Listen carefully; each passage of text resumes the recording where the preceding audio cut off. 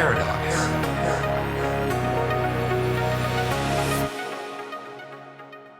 All right, guys, it's Jahlon, and today I want to talk about karma bombing. A lot of people in the community feel karma bombing is going to run rampant in Ashes of Creation.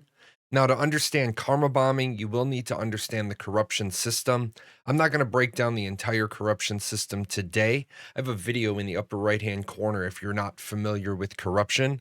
What you need to know for corruption today, though, is number one, you do not get corruption for attacking a green. You only get corruption when you actually kill the green. And number two, once you are corrupted, anyone who is green can attack you without flagging. Now, this is the first issue of karma bombing that people bring up. To understand karma bombing, you need to know that karma bombing is operating inside the rules of any flagging system, but creating scenarios where an individual has no choice but to kill players that will result in them earning negative karma. Now, of course, Ashes doesn't have a karma system, but the corruption system functions pretty much the same way. So for that first concern, you've killed a green. This has forced you to go red into the corrupted state. And now you feel like you're being karma bombed because you can't fight back against the greens who are trying to kill you. Because if you kill a green, you get more corruption and they don't have to flag to attack you. Steven is aware of this. He and I discussed this during my 2019 interview. He acknowledged that it needs to be tested. However, they want to proceed as planned and test it their way first.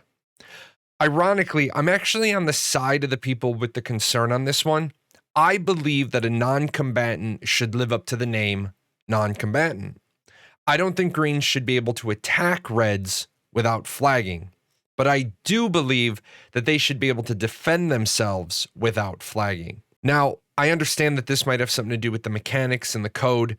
All we know is that Steven has said he is going to look into it, so we have to wait for that. At the end of the day, however, this is not karma bombing. You chose to commit that first murder. Now you have to live with the consequences of your actions. Now, that is just one instance of the karma bombing people are worried about. People feel there are going to be other opportunities. Now, one of those biggest opportunities is people feel that they're going to be out farming mobs and other people are going to run into their AoE so that they can die, forcing the farmer to get negative karma, or in this case, corruption.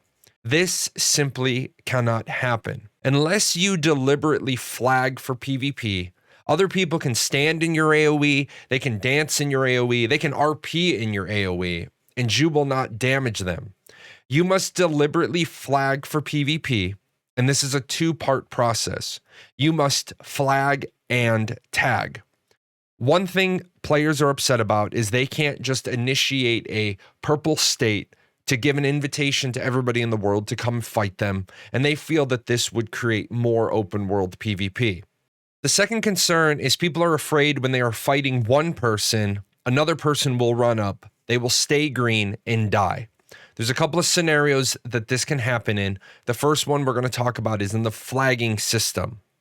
In the flagging system, Intrepid has taken steps to make sure this won't happen. Even if you were to flag up for PvP and change from a green state to a purple state, there is a second safety that prevents your AoE from hitting greens unless you disable it.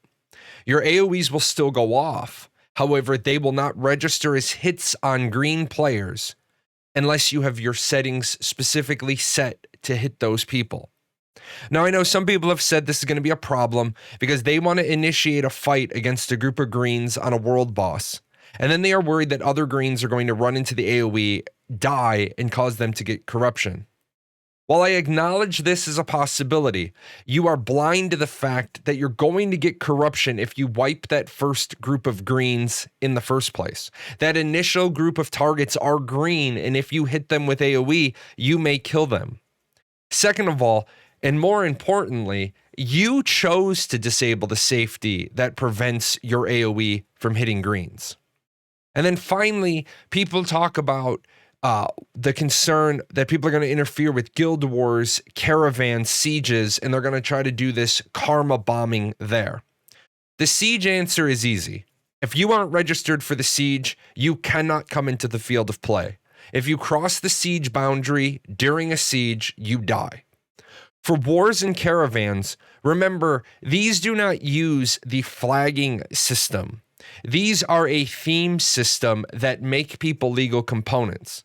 So if you're fighting a legal war target or you're fighting a caravan, you aren't actually flagged for PvP. Outsiders would have to flag in, and in that case, they would be purple for fighting you, who is effectively a green. And if they kill you, they'd get corruption. So this is sort of a reverse karma bombing. For more information about flagging versus themes, there is a video in the upper right-hand corner. You may want to check that one out. So after doing a bunch of research and thinking about this and digging into everyone's scenarios, I can tell you that the best of my ability, I don't believe karma bombing exists. But this isn't just about me. It's about what do you guys think? Go ahead and leave a comment, a concern. Maybe you have a different scenario, a different perspective. Maybe your concern hasn't been addressed. Go ahead and leave that as a comment, and I will either answer it or I will add it to the list of questions to take to Intrepid to try to get that answer for you. Until then, if you guys have questions about Ashes of Creation, I do stream 3 times a week, Mondays, Wednesdays, and Fridays on Twitch. I do a 5-hour show. You can swing by and you can ask your question. We can get into your question then. I also recommend, if you're new to Ashes of Creation, check out Ashes 101. Big props to my team of people that help me maintain that site. A lot of people find it as an interesting educational guide. It also links in with the wiki. I recommend you check out the wiki as well. If you're new to the Ashes of Creation community, I welcome you. If you haven't made your account, I'm going to shamelessly shill here. Use my referral link in the description below. Sign up for Ashes of Creation. It costs you nothing. I do get a financial kickback, helps me maintain all the different websites. And it also lets Intrepid know I'm still reaching new people. So when it comes time to give out beta keys, they're going to know, hey, I have a growing community. Let's give this guy some beta keys and get them handed out to, new players. Until then, you guys stay safe, and I will see you live when I'm on Twitch. So what we have here is an end screen. I'd like to say a big thank you to all those names scrolling up the right-hand side of the screen. Those are my sponsors over at Patreon. Wouldn't be able to pay the bills without them. For the rest of you, there's videos. Follow the channel, like, subscribe, do all those social media things.